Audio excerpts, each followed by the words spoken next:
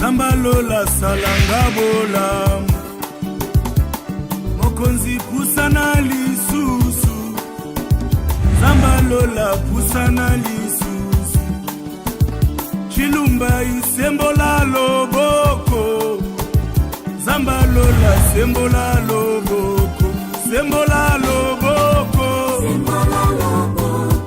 Zambalola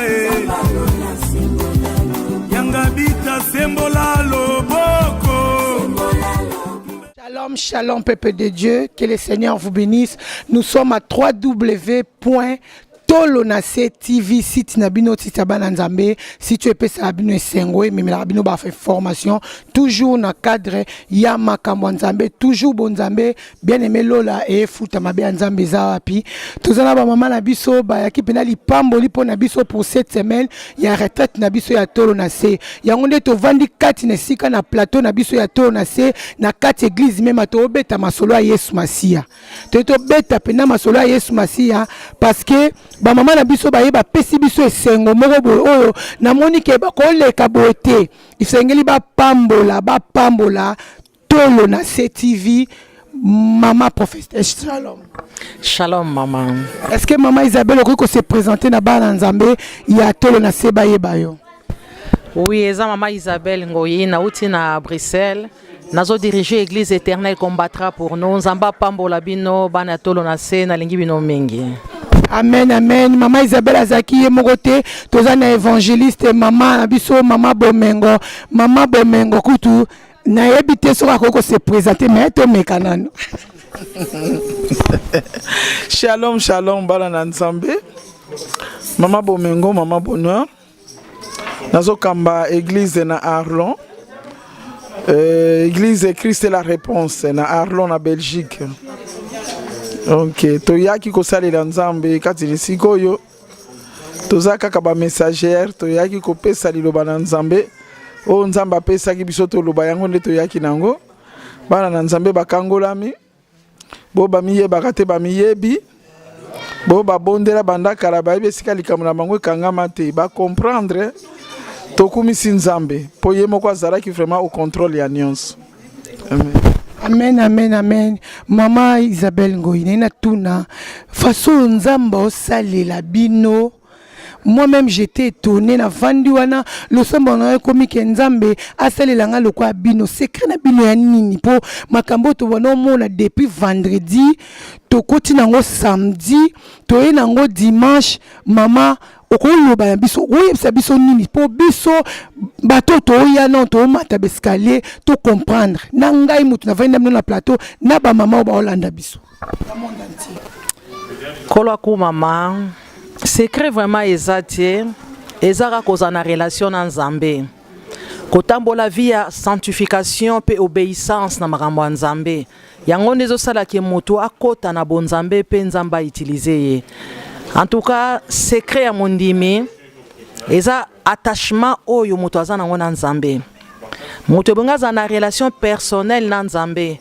Moto foye ba nzamba zali nani na bomoi na ye et pourquoi nzamba benga ye. Soka ebi makambo wana aotambola ozana problème te na nzambe.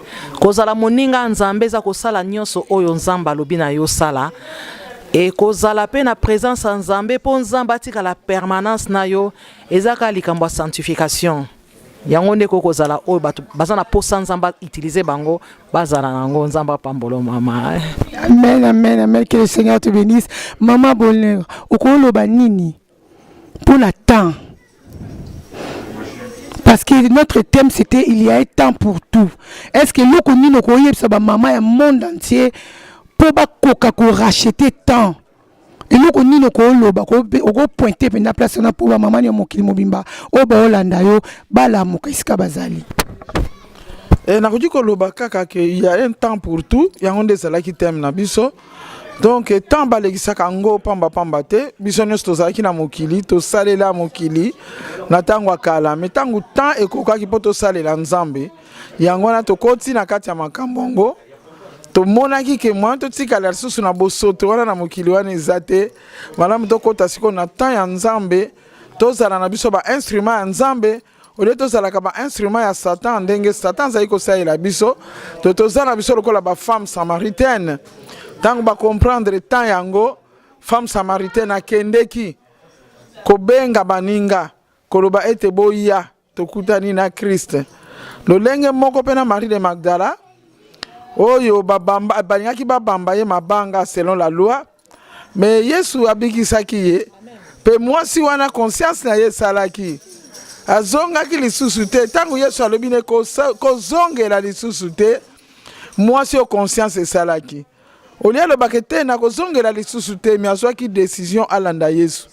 biso ba oyo mabanga ebongisamaka deja po balapide biso pona mabe tosala na mokili mais lokola Yesu abenga biso donc temps wana oyo balingaki balapide biso lokola barata biso donc temps oyo biso tozali tokoti na kati ya makambo ya Yesu toza kolambela Yesu partout ndenge Marie de Magdala azali kosalela misala biso tozolambela biloko tango nyonso liloba nzambe tozotambola nango eza ye moko moto azopesa biso namoni mama tolo na se aza na mwa likambo moko oyo azokoka koyeba ndenge nini tozokotravailler biso mibale ensemble parce que Suzanne na Marie de Magdala ceux qui bazalaki ensemble parce que boyokani ezalaki eza connexion oyo nzambe asalaki vraiment tozana boyokani tozana connexion nzambe nde aponaki biso alakisaki biso modèle ya kosalela ye toza ko se compléter toza kosalela ye ensemble donc nzambe kaka zwa lokumu. Amen, amen, amen. Maman prophétesse Isabelle, il y a quelque chose pendant ta prédication, on le bêtise solo, il y a grand frère Pierre. Obi mukoto okuta na yoza ba question sengeli opposé maman. Est-ce que ko il fungola biso sumbola moi muketo comprendre ngo po bande ko bala ngo pena en direct ba pambola. Oui, likambo a grand frère Pierre on a lobeza likambo a temps. Omoni soki nzamba bengi yo na temps na yo. Nzamba pesi yo ba capacité faut profiter nango. Il faut salela ngo. Oyebi temps basakanaka nango te temps ezokende mbango bato bazo comprendre te. Grand frère Pierre azalaki na nyonso Yesu apesi ye fungola. Yesu apesi ye makoki alobi na ye tu es Pierre, je bâtirai mon église. A comprendre eta vandi kaka. Ti akena ko wanga na Yesu nzoka na zaki na église kati na ye. Heureusement kazwaki ngolo Pentecôte Saint-Esprit yaki nde atelemaki Yesu bon soki Pierre azwaki ngolu wana te nde toyeba grand frère Pierre te yango nazo interpeller mutu nyonso oyo tana ye koki ayoki mongongo na Nzambe acha sérieux na makambo na Nzambe surtout message nazo lansango pa basali na Nzambe Nata o nzamba pesi biso ngolu to salela e biso basali na Nzambe e bongi to tia sérieux na musala o tozo sala po nata oyo eza su tante ya koluka o ezali ba futilité eza na temps photo benga ba si naturel en Nzambe ekita eza na temps photo bouleverser monde eza na temps o mutu na mutu a impacté mokili na ndenge Nzamba bengeli ye yango na likambo ya grand frère Pierre oyebi ke soki Saint-Esprit te tonga to yeba grand frère Pierre te likambo ata eza pe likambo ya David ba yeba wendre ye tant que roi azongi na zamba ke ko petre lisusu ba troupeau or azalaki roi soko tali na Israël sana roi moko te oya sala makambo David asala tout de suite ba tio yo roi au matin na trône mais David de roi a perdre temps a zongi ko batela bampate ye roi ake ko zala su mwana musala ya Saul oko comprendre ngo ye roi abetela ka Saul musique moto Nzamba satiki donc soki Nzambe apesi yo temps profiter na temps wana tanto sakana nango te et puis soki temps na yo yeba ke lole fungwa mipona yo amen grâce ezawana ezo sala pona yo soki o saleli tana yo te grâce à Nzambe sili okoyeba su ko rattraper temps wana te et bato bazo bafouer temps ya Nzambe na bomo ina bango bato baboyi sanctification na temps ya Nzambe bato baboyi ko tia sérieux na temps ya Nzambe mais bazo te loba na Nzambe tozo te ya bato nini mais temps oyo ete ya biso moko tozo mona tokundi basali na Nzambe pe ebele ba musu bazo vivre ka lelo makambo ebele ezobima mais na ina yebisa basali na Nzambe o bazo bafouer ta ya Nzambe eza na réserve nzambe bato bazo tambola na kobanga nzambe o bazo défier misala ya satana et na réserve wana nzamba ko sala ete ebele na milimo ebikisa mapote to pepleka ya nzambe et komi temps oyo mwasi aza na révélation asimba temps oyo asaela nzambe mama lobi likambo ya Marie de Magdala mwasi wana comprena kita na ye kokaki amen mwasi wana mona eka te ke Yesu abikisi ye mais mwasi wana mona ite Yesu apesi opportunité amen ya kolanda ye ya kosalela ye okoki komona te mwasi azalaki ndumba mwasi wana lobi aya aloba ete Yesu asekwi mwasi wana lobi amema évangile nazobenga mwasi Nathan oyo azo comprendre ke Yesu alingi ye azwa bandumba lokola biso to salela ye to kangama na ye na obenga pe mwasi moko o azolekisa tane leo na kindumba kindumba esilaka te ba Magdala basala kindumba balinga balapide bango Yesu apesa bango temps basaleli biso toye tosali kindumba totiki bao bazo continue bayebake kombo kindumba ekotikala mais biso tokoleka temps ekosila alleluya bato ebele basala kindumba lelo bazolela bamusu baza na bahôpitaux nzoto akomisaki lokola instrument marchandise nzoto eboye komi kotrahir ye po efuti ye eloko moko te yango nazobenga bamama totelema tolo na se vraiment mama nzamba pambola yo na révélation ya tolo na se ça fait déjà 3 fois on a na tolo na se nazomona ndenge tolo na se ezosalela ta nango tolo na se ezopesa mama occasion ya kosakroche na nzambe ezolakisa mama ndeni akoko bondela ezomema ba mama na présence ya nzambe yango wana mama na nga vraiment likambo ya temps eza tellement likambo munene oki na kati ya temps nzamba alobi na biso toza na procès na ye yango nani yango otelema samba na nzambe na temps moto azate mama vraiment kuna kokoloba likambo ya temps eza tellement munene likambo ya temps ekosuka wate tokozonga tosaba émission pour na temps tomona ke kino Yesu akoya temps ekozala kaka alléluia amen bandeko na biso ya tolo na CTV baolanda biso lenga na zonga mwa muke pa mama bomengo na ina tune eloko mo mama bomengo eza pe na basala nzambe mususu tozomona o bazotia pe peut-être tamsa ba réseaux sociaux mususu baotia ba statut babike mwasa kote ya te mais baotala biso tovandi na kati ya plateau ba mama misatu o tozolobela Yesu Masia okoloba nini kote wana problème eza nanu eza ya etinda oyo twazwi wana eza problème a liboso donc ngana lobaka ke ministère ya ko surveiller to kolandela batu na musalo nzamba pesi bango ezalaka te Pierre azwaka ya yenzela akende kote ya pardon Pierre azwaki ya yenzela akende kote ya ba circoncis Paul azwaki pe ya yenzela akende kote ya ba incirconcis mosala ya nzambe oyo ayebi etinda oyo nzamba pesi akuzana distraction te ya kotala pourquoi yozo sala boy pourquoi zokende boy toza batu nzamba atindi biso awa lelo sokoza na bana okotinda mwana na magasin akende sombelo mapa na boulangerie otindi mosusu akende somba charcuterie motura mto akende kosala devoir oyo tindi. Alors eloko ya mibale ezali boye na sepelaka mingi na grand frère Pierre aloba likambo moko ifezala na 2 Pierre je crois na suka alobaki que alobaki pona évangile ya Paul alobaki que batu mingi bazolanda wana bazokweya na propre perdition na bango parce que batu wana baza non affermi. Na ngaki na lobaki ndenge Pierre alobaki pardon ndenge grand frère Paul alobaki que selon ye mwasi akoki koteya te mais na se parce que basilisaka kotanga yango te. Moi j'ai béni l'Éternel parce que je n'ai pas beaucoup étudié et c'est poussé par le Saint-Esprit que je lis la Bible et que je comprends des choses parce que les lettres tuent et l'esprit vivifie. Na sala bambule beleta nzamba tinda kinga na temps wana na lekisaka ndenge tozoloba na lekisaka temps pona kofandela kaka verset wana mais nzambe pourquoi tikinga na sala musala alors que ngana lingi na okota lifelute mais tangu nzamba yiko répondre nga alobi na nga tala na se otanga Paul a fait alobela ki na se alobaki néanmoins la femme sera sauvée en devenant mère. Voilà dans la foi et dans la persévérance. Alors, tout d'abord, la femme qui devient mère, eza makambo ebele eza na kati. Na tunaka soki bato bayebaka parce que bango batanga ba français mingi basala ba université. Soki bayebaka différence ya mère na maman. Parce que maman ezali ka mususu, mère ezali ka mususu.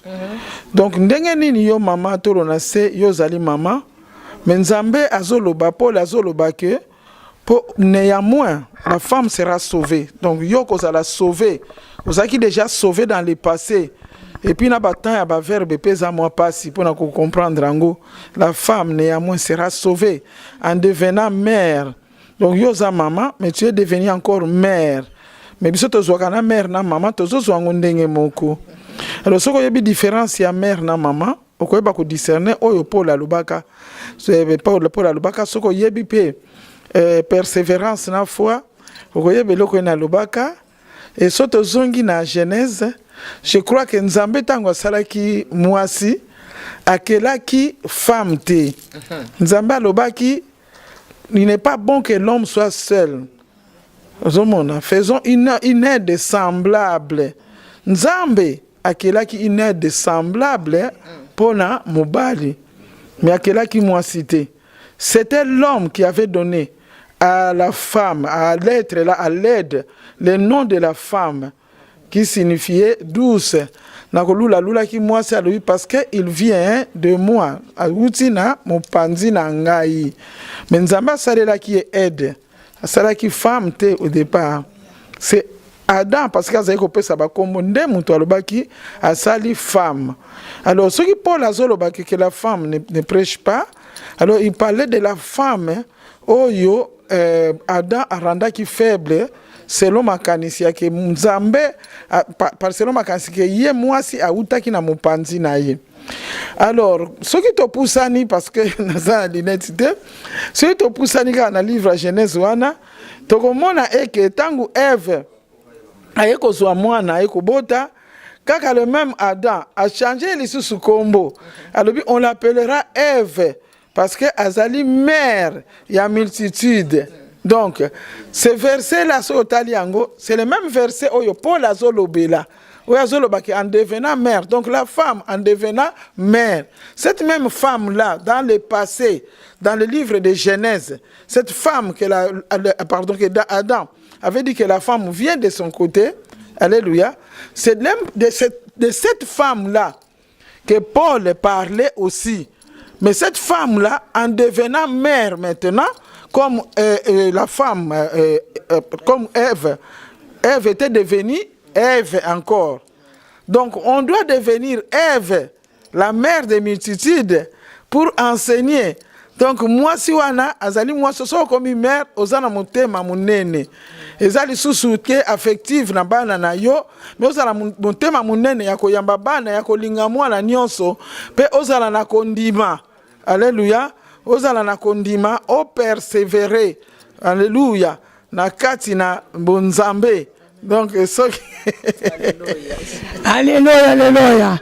Angamo na kei na komika mama Isabelle conseil ni ko pesa mama na ba mama o ba Holanda biso na bana na Nzambe nyonso tu ya monde entier oyo bazolanda yo na www.tolonase.tv.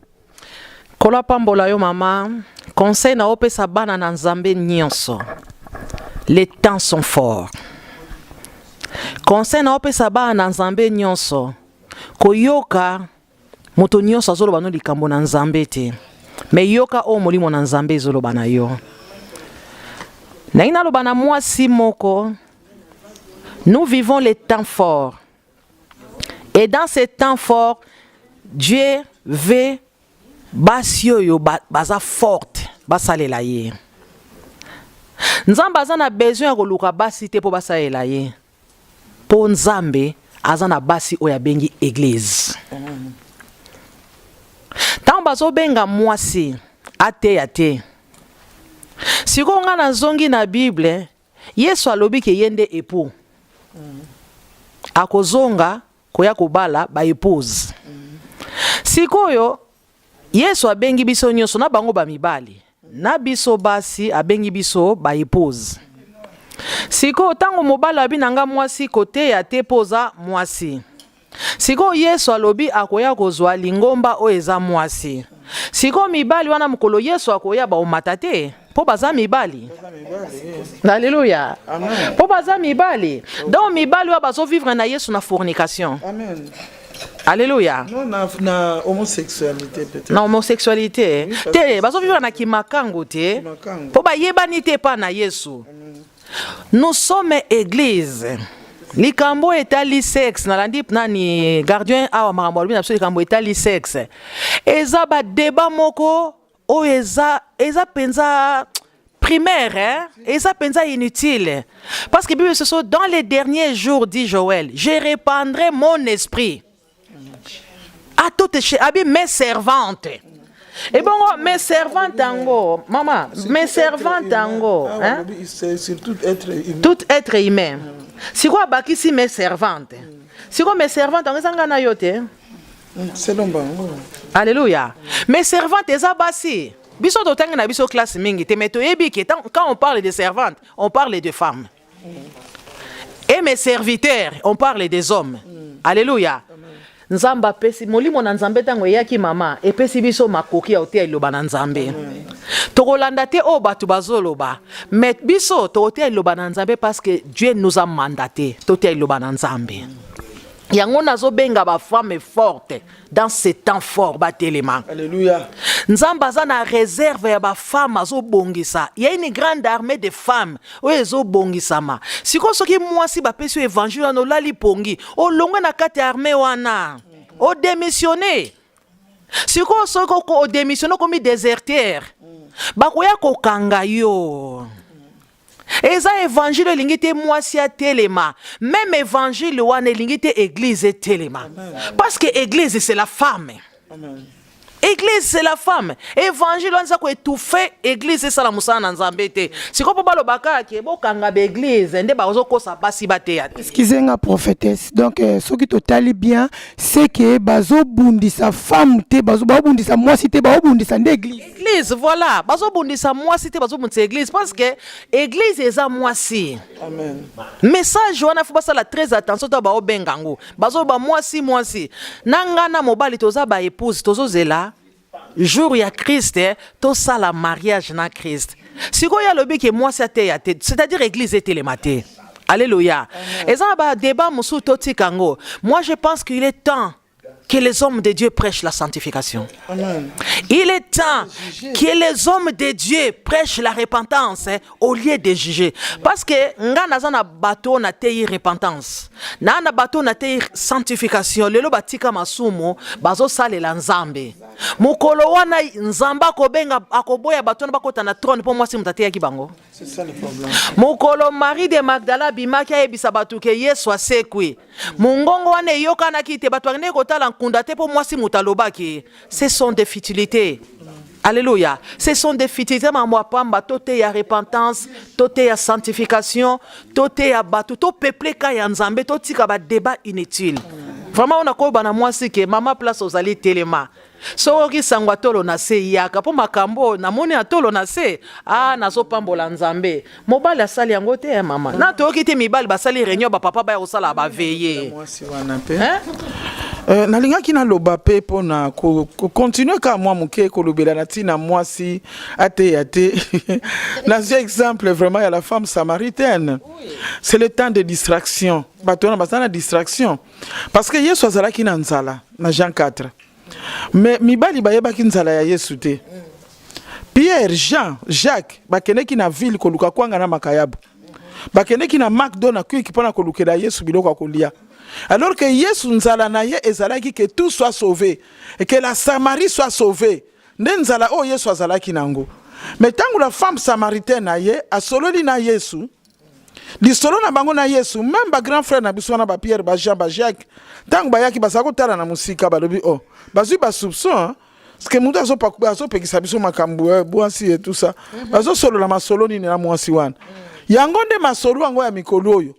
donc mibali na baza ba Pierre ba Jean na ba Jacques bazolinga bayeba lisolo nini biso tozosolola na Yesu baluka bayeba secret makambo nini oyo Yesu na mwasi basolo. Yesu apesaki bango réponse bango bakokaki kopusa na pembeni ya Yesu te po batuna ye mais eloko na mza komi tuna parce que ba oya lelo oyo ba grand frère Pierre ya lelo oyo bazozwa courage ya kotuna la femme samaritaine que nous sommes que pourquoi ovandi na Yesu. Alléluia. Mais bango batuna te. Et la femme akendeki kolukela Yesu bilei. Et Yesu a répondaki bango. Maman tant femme akei. Ba Pierre débat na moni ici la terre. Si la terre na linga kango. Oyebi etango ba Pierre ba ke koluka ya kolia. Moi ça ke koluka milimo. Mais yango tozolo ba veut dire mibali bakendeki kuna na kwiki na ville. Mais Bible zolo ba ke mwasi wana akendeki kaka na ville wana. Bango bazongi na kwanga na makayabu. Mais moi ça zongi na milimo. Mais mwasi azongi na milimo. Alléluia. Et Yesu alobi j'ai une nourriture à manger. Les bango bazo presser Yesu alia. Alors, ma nourriture, c'est de faire la volonté de celui qui m'a envoyé. Maintenant, la volonté de celui qui a envoyé Jésus, c'est que tout se soit sauvé. Et c'est cette volonté-là que la femme avait fait. Et la Bible nous dit dans le même chapitre que tant que Jésus a vendu dans Samarie à Salaki 2 jours. Alléluia. Alléluia. Aleka kite po akangola batu 2 jours la femme afandisi dans Yesu 2 jours. Mais na souka na verset 42 ya Jean 4 balobaki ezali susute po na ye mwasi o mutalobi na biso. Amen. Mais c'est parce que biso moko tokutani na ye. Mais biso problème na biso nini? Tozote ya Yesu soko yo kutani na Yesu. Okangola mite. Obikisa mite. Bonga problème na ngani?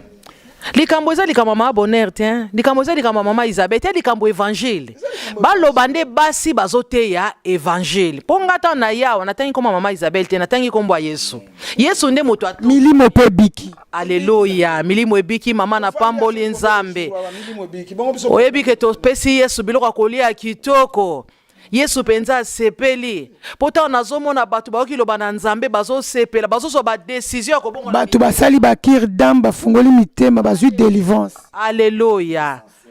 Mama totondisi Yesu Alléluia tobeteli Yesu maboko en tout cas vraiment nzambe azwa lokumu Yesu masi aza bolingo bien-aimé tozana 3w.tolonase TV awa tosolola masolo ya Yesu Masia pour epana biso ezali racheter le temps bien-aimé car les jours sont mauvais. Mama eloko nisko bokoyi koloba pona site na biso bokoyi kopambola ngo po bino boza ba marraine. Site pambwama vraiment tokomi kana na temps au site lo ba vérité. Amen. Yango na site o mama nazo pambola ngo koyana ba débat vanité. Koyamba yamba te. Kosala te esengo po batu basepela, mais sala o sepelisa nzambe. Alléluia. Po lelo oyo eza ba moyen oyo nzamba apesi ya ba transport po évangile kende musika. To utiliser ba moyen na ndenge ya solo. Soko invité batu na site na yo lingande kombo ya Yesu etombwama. Soki muto ekolobela awa avant muto aleka lingo yoka ya linga loba nini. Soko yoki yende olekisi ye po eza na maloba oyo mate ezoleka lelo na basite ebomi bonzambe zobungisa batu nzela ebungisi batu nzela ozomona oyebi batu ba komprenaki ke batu bakimele pa ya nzambe batu balingi suma bete batu nyonso babongoli motema baye pa na nzambe yango moni banganga na ba magicien balati manteau pastoral. Amen. Baye na évangile à lokuta bakoti na église po babimisa batu na église. Lipamboli anzambe so koti na église opambwami. Promesse anzambe so koti na église otosi obikisami. Bango siko baye bamemelo to pauvreté na église, bamemelo to maladie na église, balongoli batu obéissance à parole de Dieu. Yango na mama mutu nyo soit te ate. Mutunyo soit lobate, c'est vraiment epambwama, et kende liboso, ezala propre, misala ya bie salama, ezala pona gloire na yote mama. Musa na nzambe poke nango liboso, foko mikitisa makasi.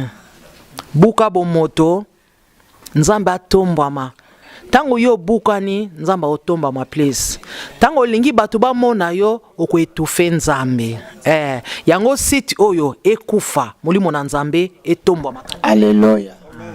Maman Bonheur okoloba quelque chose pour la site. Site pambolama en tout cas le boko na nzambe za likolo ya site oyo ngana za mutu moko na travailler na media mais na musala nzambe na linga media te nzamba limbisanga na sepelaka te parce que bon et comme ba polémique et comme makambo belé alors que nzamba zo zela biso na polémique te nzamba zo zela biso kaka to ya na milimo bakota lola. Amen. Yangwano moni na linga kapenza te mais lokola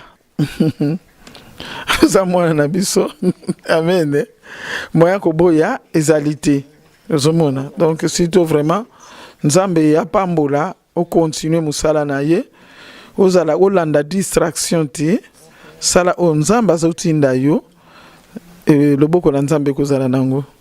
Alléluia, alléluia, alléluia, peuple de Dieu partout vos alliés, bozolanda biso na 4 coins, surtout ya monde entier kolo yesu apambola biso, wanezala ki bongo www.tolonase TV awanatolo nase tozo racheter le temps car les jours sont mauvais. Ba maman na biso nzamba pambola bino to sepeli mingi vraiment na passage na bino na mema surtout na tolo nase comme na milimo biki c'est l'essentiel ke mutu moko babanda ko sala mabe ayambi liloba na nzambe e liloba na nzambe molimo mosanto a convaincre ke oyo banda ko sala eza mabe a comprendre leki na l'autre bord nzambe apambola bino soki nzamba sungi nasi tokoyeba kukuta na isusu. Que le Seigneur nous bénisse. Bye bye. Kolo sa pambola biso. Merci.